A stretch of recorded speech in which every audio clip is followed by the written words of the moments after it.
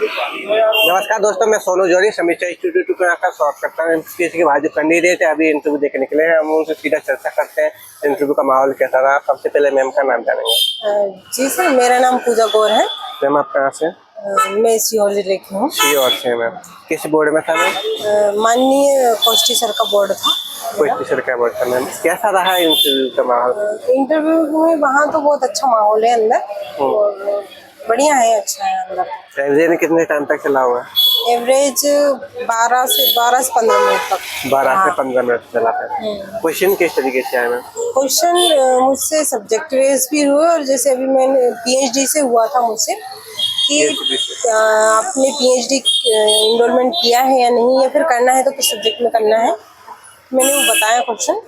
फिर कि अभी मैंने नहीं किया है, और मुझे मतदान व्यवहार और महिलाओं की पंचायती राज में भागीदारी पर करना है। मतदान व्यवहार और महिलाओं की पंचायती राज में भूमिका भागीदारी पर करना है, तो ये क्वेश्चन हुआ। फिर उसके बाद जो कोष्टी सर हैं उन्होंने मुझसे 4-5 विचारधाराएं पूछी थी कि एक लाइन में जवाब देना है आपको।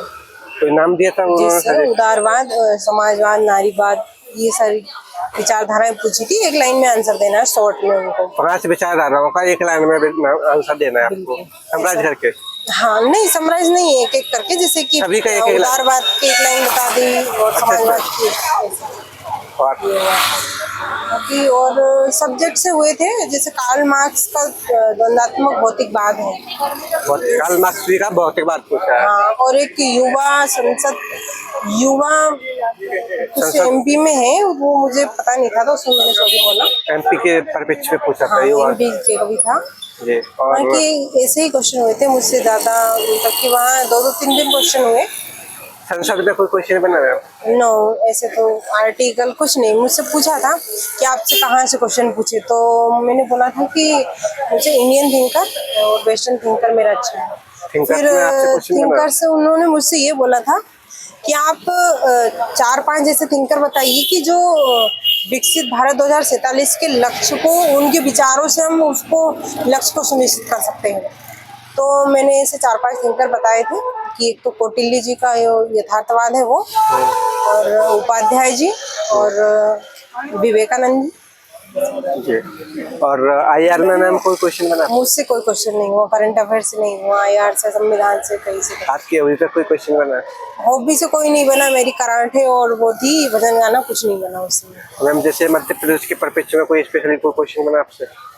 एमपी का भी कुछ नहीं पूछा ज्यादातर, तो बस उन्होंने डेफ पढ़ा कि हाँ आप सीहोर से हो, भाईजान से हो।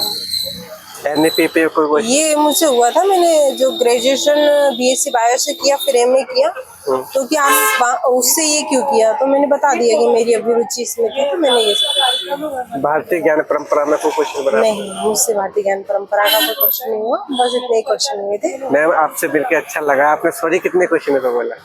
सॉरी तो 2-3 क्वेश्चन, मतलब कि 1-2 मुझे जो नहीं आते थे उनमें बोला है, बाकी कोई बात नहीं। आने वाले अभ्यर्थियों के लिए कुछ सुझाव देना चाहेंगे? जी, मैं यही बोलना चाहूंगी कि बस सब्जेक्ट का बेसिक पढ़ें, ज़्यादा उसमें पूछ नहीं रहे हैं, क्योंकि इन डेप्थ कहीं कहीं जा रहे हैं, बाकी की जो बेसिक चीज़ें पूछ रहे हैं, और बस नॉर्मल पढ़ते रहें। Thank you ma'am.